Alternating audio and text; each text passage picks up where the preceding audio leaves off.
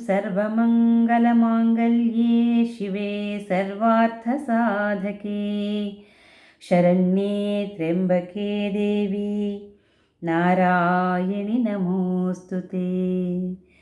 सृष्टिस्थितिविनाशानां शक्तिभूते सनातनी गुणाश्रये गुणमये देवी नारायणि नमोऽस्तु ते। ಶ್ರೀ ಗುರುಭ್ಯೋ ನಮಃ. ಎಲ್ಲ ವೀಕ್ಷಕರಿಗೂ ನಮಸ್ಕಾರ. ಗ್ರಹಚಾರ ಪರಿಹಾರ ಚಾನೆಲ್ನ ಮಾಸ ಭವಿಷ್ಯ ಕಾರ್ಯಕ್ರಮಕ್ಕೆ ಸ್ವಾಗತ. ಈಗ ಮೀನ ರಾಶಿಯವರ ಜುಲೈ 2025ರ ಭವಿಷ್ಯ ಹೇಗಿದೆ ಅಂತ ಸಂಕ್ಷಿಪ್ತವಾಗಿ ನೋಡೋಣ. ಅದಕ್ಕೂ ಮೊದಲು ಗ್ರಹಗಳ ಸಂಚಾರ ಹೇಗಿದೆ ಅಂತ ತಿಳ್ಕೊಳ್ಳೋಣ. ರಾಶಿಯಲ್ಲಿಯೇ ಶನಿ ಮಹಾತ್ಮರ ಸಂಚರಿಸ್ತಾ ಇದ್ದಾರೆ. ಹಾಗೆಯೇ 3ರಲ್ಲಿ ಶುಕ್ರರು, 4ರಲ್ಲಿ ಗುರು ಮತ್ತು ರವಿಗ್ರಹರು, ಹಾಗೆಯೇ ಜುಲೈ 26ರಿಂದ ಶುಕ್ರರ ಸಂಚಾರ ಆಗುತ್ತೆ. 5ನೇ ಭಾವದಲ್ಲಿ ಬುಧಗ್ರಹರಿದ್ದು ಜುಲೈ 17ರಿಂದ ಈ ಭಾವದಲ್ಲಿ ಸೂರ್ಯಗ್ರಹರ ಪ್ರವೇಶವಾಗುತ್ತೆ. ಹಾಗೆಯೇ 6ರಲ್ಲಿ ಮಂಗಳ ಮತ್ತು ಕೇತು ಸಂಚಾರ ಇದ್ದು 7ನೇ ಮನೆಗೆ ಜುಲೈ 28ಕ್ಕೆ ಕುಜಗ್ರಹರು ಪ್ರವೇಶವನ್ನು ಮಾಡ್ತಾರೆ. ದ್ವಾದಶ ಭಾವದಲ್ಲಿ ರಾಹುಗ್ರಹರಿದ್ದಾರೆ.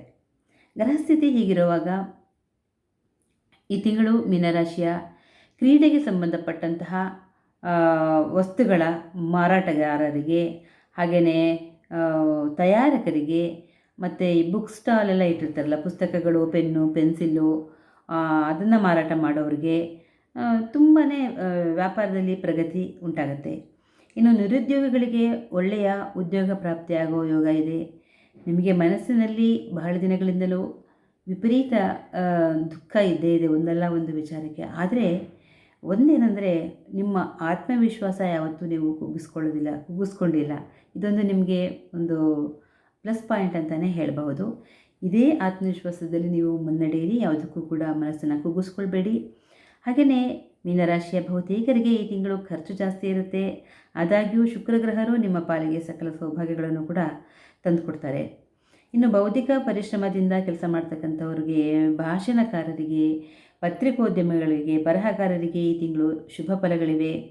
ತಂತ್ರಜ್ಞರು, ಇಂಜಿನಿಯರ್ಗಳು, ರಕ್ಷಣಾ ಇಲಾಖೆಯಲ್ಲಿ ಕೆಲಸ ಮಾಡ್ತಕ್ಕಂಥವ್ರಿಗೆ ಈ ತಿಂಗಳು ಬಹಳ ಜವಾಬ್ದಾರಿ ಇರುತ್ತೆ. ಜೊತೆಗೆ ಅವರಿಗೆ ಮಾಡ್ತಕ್ಕಂತಹ ಅವರ ಒಂದು ಜವಾಬ್ದಾರಿಯುತ ನಿರ್ವಹಣೆಗೆ ಒಳ್ಳೆಯ ಮಾನ್ಯತೆ ಕೂಡ ಸಿಗುತ್ತೆ. ಇನ್ನು ನೀವು ರಾಹು ಹಾಗೂ ಶನಿಗ್ರಹರ ಪೀಡನೆಯ ನಿವಾರಣೆಗಾಗಿ ನರಸಿಂಹಸ್ವಾಮಿಯ ಒಂದು ಸ್ತೋತ್ರಗಳನ್ನು ಹೇಳ್ಕೊಳ್ಳಿ, ಜಪವನ್ನು ಮಾಡಿಕೊಳ್ಳಿ.